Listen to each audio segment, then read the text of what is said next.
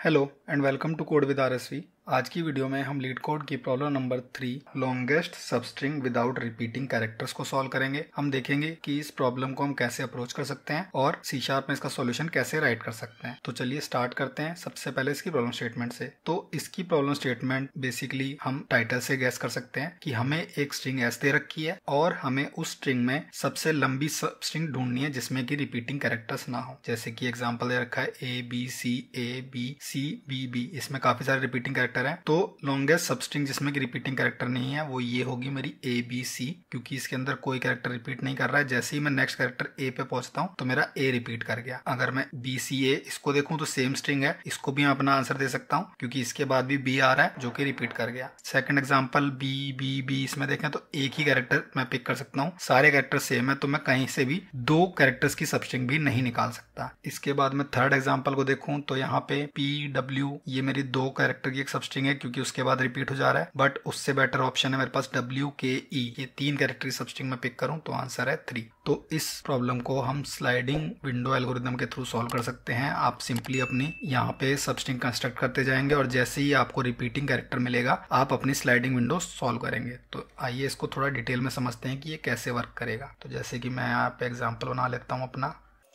तो ये मेरा फर्स्ट एग्जांपल है और यहाँ पे मेरे पास एक हैश सेट होगा ये ट्रैक रखने के लिए कि मैं कौन से कैरेक्टर यूज कर चुका हूँ ताकि मेरे कैरेक्टर्स रिपीट ना हो। तो जैसे ही मैं यहाँ पे देखूंगा A मिला, मैंने चेक किया कि मेरे हैश सेट में एग्जिस्ट करता है नहीं करता है तो मैंने ऐड कर लिया। B मिला, चेक किया, यहाँ पे नहीं मिला, ऐड कर लिया। C अगेन नहीं मिला, ऐड कर लिया। इसकी लेंथ हो चुकी है 3 और मैं मैक्स लेंथ का यहाँ पे टैग रखूंगा। जैसे ये ग्रेट होगी इसमें ऐड करता रहूंगा। अब नेक्स्ट कैरेक्टर A मुझे यहाँ पे मिल गया तो ये यहाँ पे ऐड नहीं होगा और मैं स्टार्टिंग से सर्च करूंगा। A मेरे पास ऑलरेडी था तो मेरी विंडो अब यहाँ से इतनी आ जाएगी। लेंथ अभी मेरी इंक्रीज नहीं हुई है, 3 ही है। Again next character B, again मेरे को एस सेट में मिल जाएगा तो यहाँ पे ये विंडो अगेन मेरी आगे बढ़ जाएगी। C अगेन मिल गया, मेरी विंडो आगे बढ़ गई। अब B जब मिला तो B मिलने पे मेरी विंडो 2 स्टेप आगे बढ़ेगी, यानी कि मुझे विंडो इतनी आगे बढ़ानी है जब तक वो कैरेक्टर वापिस ना मिल जाए। तो B मिला तो मैं अपने स्टार्ट पॉइंट से सर्च करूंगा A B के इक्वल है, नहीं है। P B के इक्वल है तो इसके बाद यहाँ से मेरी स्ट्रिंग स्टार्ट होगी। तो स्ट्रिंग यहाँ पे लेंथ रह गई 2 और उसके बाद अगेन अगला कैरेक्टर B,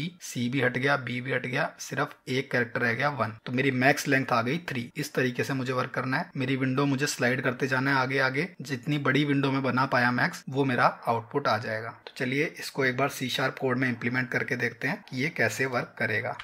तो यहाँ पे एक कैरेक्टर ले लेता हूँ मैं स्टार्ट नाम का, जो मेरी विंडो के स्टार्टिंग इंडेक्स को बताएगा, जो कि शुरू में है 0 और एक है मैक्स लेंथ, अभी के लिए ये भी है 0।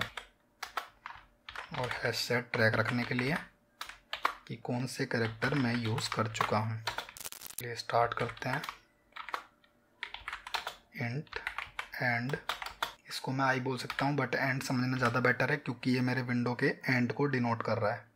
इसके अंदर मेरा कैरेक्टर हो गया एस एंड।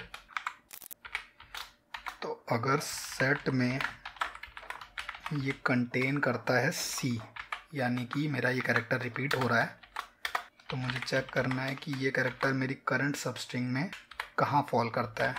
तो स्टार्ट से शुरू करके जब तक कि ये C के इक्वल नहीं हो जाता तब तक मैं इसमें प्लस प्लस करता रहूँगा और सेट से इसको रिमूव करता रहूँगा।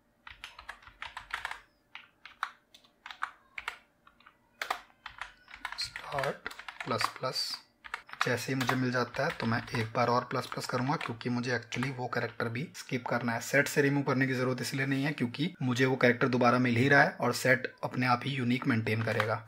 अब आ गया एल्स का केस। अगर वो नहीं मिलता है तो सिंपली मुझे अपने सेट में उसको ऐड कर देना है और मैक्स लेंथ अपडेट कर देनी है अगर set dot count greater than होता है मैक्स लेंथ से। ये मेरी कंप्लीट एल्गोरिथम हो गई। रिटर्न सिंपली कर देना है मैक्स लेंथ। इसको रन करके देखते हैं।